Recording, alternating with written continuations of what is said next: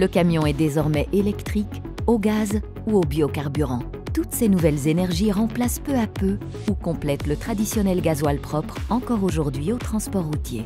On parle désormais de mix énergétique. La transition énergétique a contraint les constructeurs à revoir profondément leur gamme sur le plan de la motorisation, plus encore sur l'ensemble de la chaîne cinématique et de la carrosserie du véhicule. Avec les batteries électriques ou les réservoirs spécifiques au gaz, il a fallu trouver plus de place à bord des camions. On voit une évolution porteur, BOM et tracteur avec une autonomie à chaque fois plus importante. On aura ensuite le long roll bientôt et nous irons vers d'autres produits. Donc la gamme, on peut se féliciter d'une gamme déjà en Europe chez un constructeur qui propose des solutions autant pour le porteur que des solutions pour le tracteur. Et elle se complétera au fur et à mesure. La gamme de véhicules zéro émission est aujourd'hui très complète et commercialisée.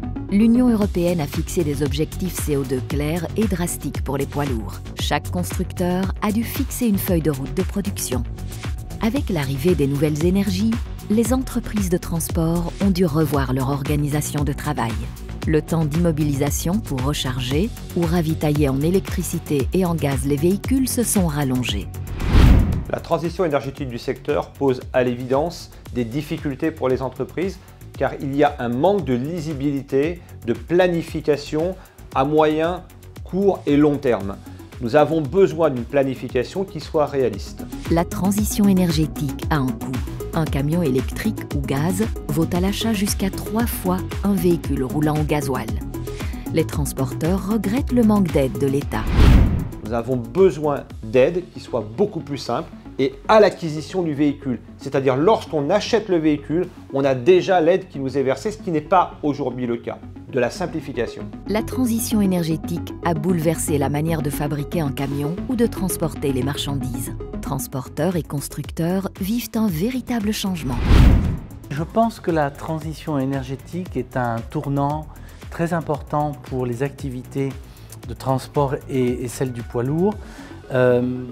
Tout simplement parce que l'évolution imposée par les exigences de la Commission européenne font que le business model des entreprises qui travaillent dans ce secteur change. Il nous faut trouver des solutions qui permettront aux entreprises de ce secteur de garder une santé financière et économique correcte. Les énergies seront largement présentes lors de la prochaine édition de Solutrans.